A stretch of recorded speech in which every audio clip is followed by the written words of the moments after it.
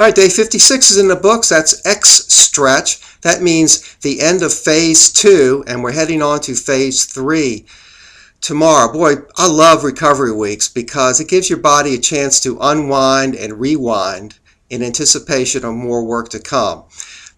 What do you get? 4 days of basically stretching between 2 yogas and 2 X stretches, and 1 light cardio day, and 2, I think, kind of heavy-duty days in core synergistics, which I still think are pretty tough workouts. In fact, I tried to make this last core synergistics pretty tough. I decided that every exercise that called for weights, I was going to use 15 pounds.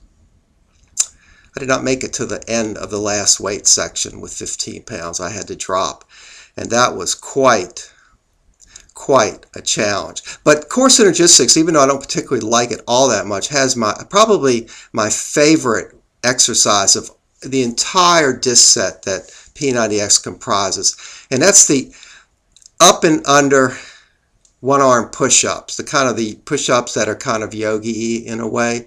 Those are just my favorites, So I've got this recipe here. All right, so it's not a recipe because you really don't have to do much. You need one of these guys. It's a knife, and you need a banana. And you need, what else we need over here? We got a cantaloupe. I mentioned before that strawberries in the wintertime are great.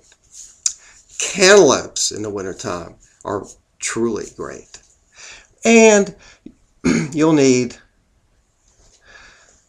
some raisins. What you do is you cut them up. Well, you don't cut the raisins up. They're already like little small and everything.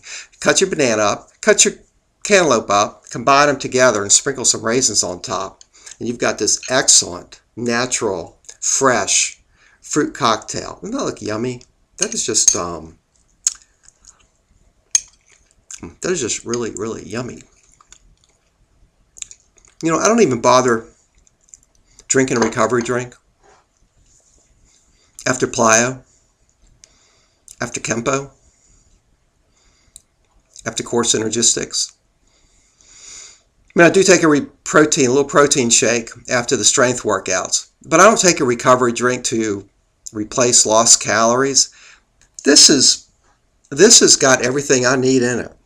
We just read off some of the stuff that this little fruit cocktail has in it. Beta-carotene, folic acid, potassium, vitamin C, natural fibers, B complexes, antioxidants, potassium, not to mention the correct balance of all the minerals that go with these vitamins that help everything work in a synergistic way. You know,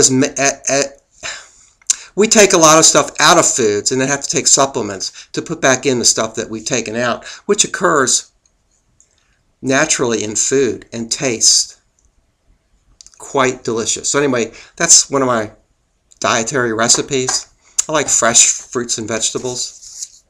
You know, I was listening to the radio the other day and on the drive home, and I heard a song, Estimated Profit, by the Grateful Dead. And I said, man, I've got that song somewhere on an album. Yes, an album. And here it is. I found it the other day, looking for it. The Grateful Dead, Terrapin Station, Estimated Profit.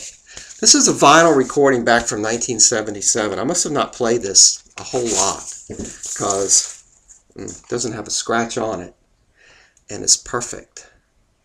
No warpage at all either. Which got me to thinking about vinyl records and technology and stuff like that. You know, for those of us now who or anybody who has to listen to compressed music digitally and played back through earbuds, kind of misses some of the warmth that music gave us on vinyl.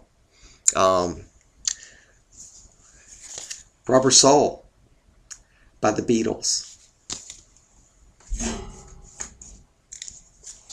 Another Side of Bob Dylan by Bob Dylan. Boy, it's hard to pick an album by Bob Dylan that I like, that I would favor more than over any other, but I've always kind of liked this one.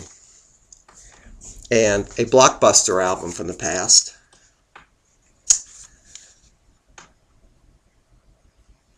You know what this is, right? Dark Side of the Moon, Pink Floyd. Oof. Wow. Blockbuster album. Oh, what do I play these on? All right, I've got an old B&O turntable, Yamaha tuner. Although I do have an amp from like 1970 that still works. The tuner lets me listen to the radio occasionally if I want to.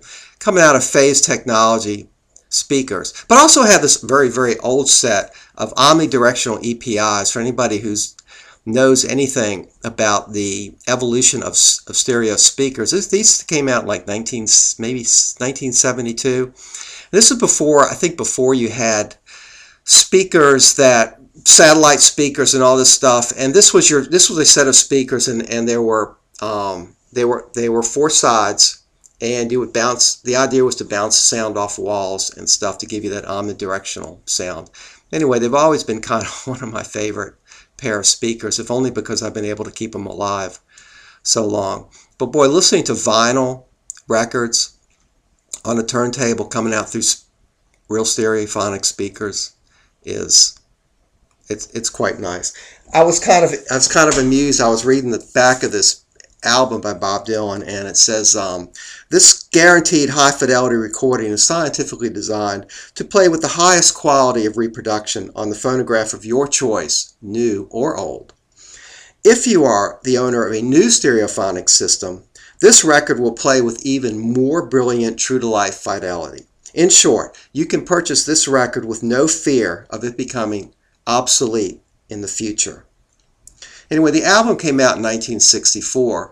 Of course, technology kind of makes this obsolete in the sense if you don't have the equipment to play it on, it's obsolete. But anyway, whenever you can get a chance to listen to vinyl records, they're a charm to listen to. As always, 90% of success is just showing up. Bring it.